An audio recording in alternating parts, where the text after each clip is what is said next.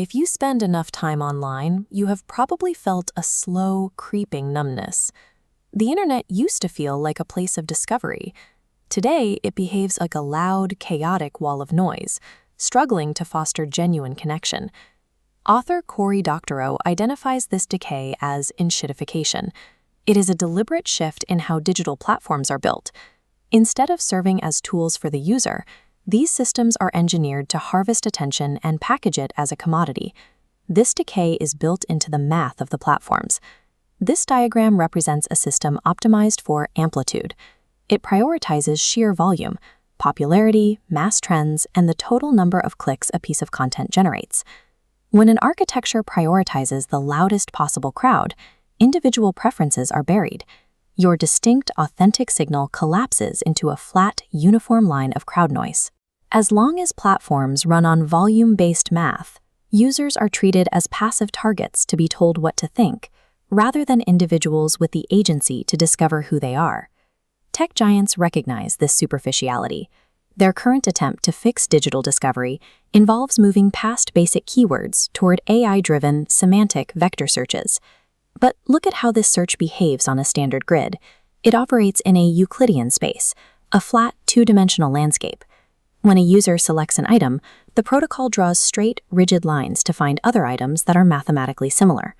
This is effective for finding more of the same, but it creates a closed loop. It is designed to influence your next decision and keep you trapped inside a localized echo chamber of consumption. Without changing the underlying math to prioritize user agency, this iteration of AI is simply a more sophisticated way to maintain the current cycle of attention harvesting. Moving beyond this requires a pivot in how we model human behavior. Researchers like Alexander Wendt and Jerome Busemeyer propose a framework called quantum cognition. Their research suggests that human decision-making and curiosity do not follow the neat, straight lines of classical logic. Our internal state is highly contextual and multidimensional. You are no longer a static coordinate on a graph. You are a vector, possessing a specific direction of potential based on your context. This introduces the observer. Your active engagement acts as a catalyst, collapsing raw potential into specific meaning. To build a system that respects the individual, we must align the geometry of digital information with the actual resonance of the person observing it. J. Paul Duplantis developed the iDIG protocol to test whether this type of resonance could be mapped mathematically. He used cinema as a sandbox because films are dense clusters of archetypes and human emotion. The protocol starts with the geometry of words.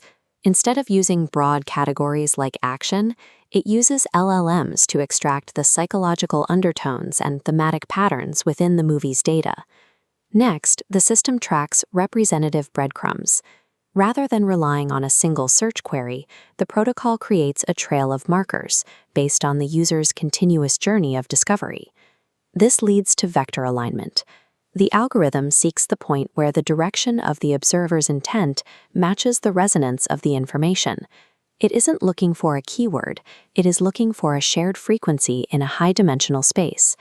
By identifying the mathematical alignment between an observer's intent and the complex emotions stored in a film, iDIG demonstrates that resonance is much more than a subjective feeling.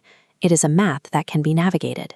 The movie protocol provides a way to verify the math, but the long-term goal for iDIG is to apply these alignment principles beyond the screen and into social infrastructure.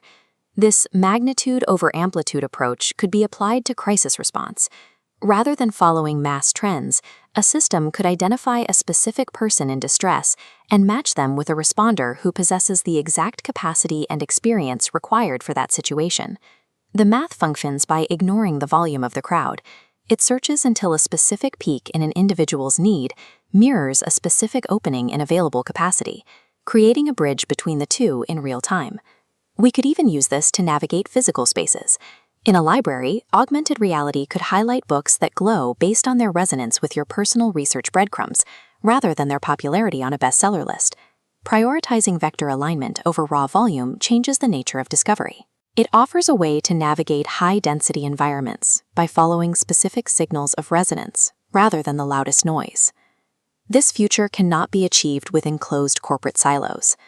A system built on harvesting data is fundamentally at odds with a system built on resonant discovery. The architecture of resonance requires an open protocol, a collaborative effort between builders, academics, and leaders who prioritize curiosity over commodification. By adopting this multidimensional math and committing to open participation, we can quiet the digital static and tune in to the true signal of human potential.